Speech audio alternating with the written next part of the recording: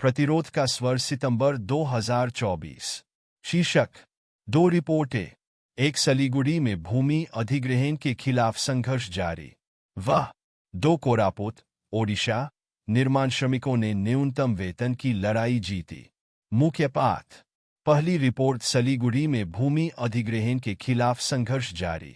पश्चिम बंगाल के सिलीगुड़ी जिले की पोराझार कवाखली जमीन रक्षा समिति ने एआईकेएमएस के नेतृत्व में 31 जुलाई को जिलाधिकारी कार्यालय पर जोरदार प्रदर्शन कर कलेक्टर को ज्ञापन सौंपा और मांग की कि जो किसान जमीन नहीं देना चाहते थे लेकिन उनसे जमीन छीनी गई थी, उनको कृषि भूमि वापस करने के साथ ही मुआवजा दिया जा।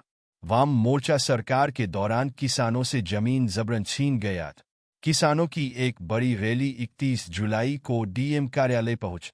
हालांकि किसानों की रैली रोकने के लिए पुलिस ने व्यापक प्रबंध किए थे, लेकिन अवरोधों को हटाते हुए प्रदर्शनकारियों ने डीएम कार्यालय में प्रवेश किए।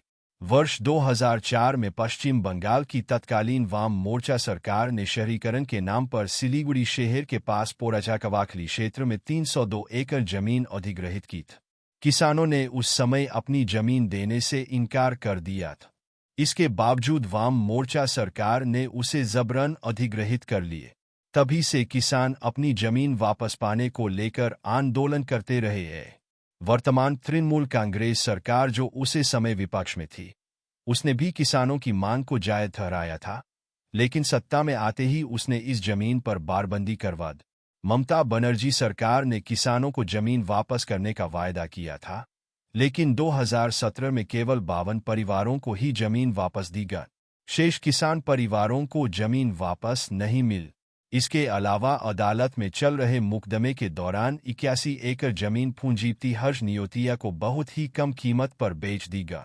जिस जमीन का बाजार मूल्य 353 करोड़ रुपए था, उसे ममता सरकार ने केवल 78 करोड़ रुपए में बेच दिया, जबकि किसानों को अभी तक अपनी जमीन का मुआवजा भी नहीं मिला है। इतने वर्ष बीत जाने के बाद भी राज्य सरकार द्वारा किया गया वायदा पूरा नहीं हुआ है। समिति ने जिलाधिकारी का घेराव किया तो उन्होंने किसानों की जायज मांगों को जल्द पूरा करने के लिए कदम उठाने की घोषणा की है। दूसरी रिपोर्ट। कोरापुट, ओडिशा। निर्माण श्रमिकों ने न्यूनतम वेतन की लड़ाई जीती। भारतमाला 6 लेन परियोजना में कार्यरत निर्माण श्रमिकों को संघर्ष के बाद न्यूनतम वेतन की मांग कंपनी प्रशासन को माननी पड़ी। 600 से अधिक निर्माण श्रमिक भारतमाला प्रोजेक्ट में काम कर रहे हैं। केंद्र सरकार द्वारा वित्त पोषित 6 लेन रायपुर विशाखापट्टनम एक्सप्रेसवे परियोजना भारतमाला के निर्माण में एक निजी company Bekem infra projects private limited में लगे 600 से अधिक निर्माण श्रमिकों ने न्यूनतम वेतन न मिलने के खिलाफ 17 अगस्त को उड़ीसा के कोरापुट जिले के अंपाबाली में कंपनी के कैंप कार्यालय का घेराव कर विरोध प्रदर्शन किए। स्थानीय एआईकेएमएस सदस्यों और इफ्टू से जुड़े सीमेंट प्लांट श्रमिकों ने भी निर्माण श्रमिकों के आंदोलन का सक्रिय समर्थन किए। कंपनी शुरू से ही अपने श्रमिकों को न्यूनतम मजदूरी देने से इनकार करती रही है, जबकि ओडिशा सरकार ने बीते मार्च में अकुशल श्रमिकों के लिए न्यूनतम मजदूरी 450 रुपये घोषित की। कंपनी सरकारी आदेश का उल्लंघन करते हुए केवल 360 रुपये दैनिक मजदूरी दे रही थी। यहाँ तक कि श्रमिकों के अन्य अधिकारों का भी सम्मान नहीं किया जा रहा था और न ही उन्हें कोई सुविधा दी जा रही थी। नियमित कर्मचारियों और उन श्रमिकों को ईपीएफ और ईएसआई का लाभ भी नहीं मिल रहा है, जो कई वर्षों से कंपनी में काम कर रहे थे। जब भी श्रमिकों ने न्यूनतम मजदूरी और अन्य अधिकारों के लिए आवाज उठाई, तो उन्हें प्रताड़ित किया जाना और गलत आरोप लगाकर काम से हटा दिया जाना श्रमिकों के लिए रोजमर्रा की बात। परियोजना में काम कर रहे 600 से अधिक श्रमिकों में से कई स्थानीय क्षेत्रों और आंध्र प्रदेश के गांवों से आए हैं। इसके अलावा काफी श्रमिक स्थानीय युवा आदिवासी हैं, जिन्होंने इस बड़ी परियोजना के लिए अपनी जमीन, जंगल और आजीविका खो दी है। वह मुख्य रूप से अकुशल श्रमिकों के रूप में कंपनी में काम कर रहे हैं। इफ्टू के नेतृत्व में सीमेंट फैक्ट्री के श्रमिकों के संघर्ष से प्रभावित होकर भारतमाला परियोजना के श्रमिकों ने इफ्टू और एआईकेएमएस नेतृत्व से संपर्क किया और अपनी कंपनी में हो रहे अन्याय के खिलाफ लड़ने की मंशा जता।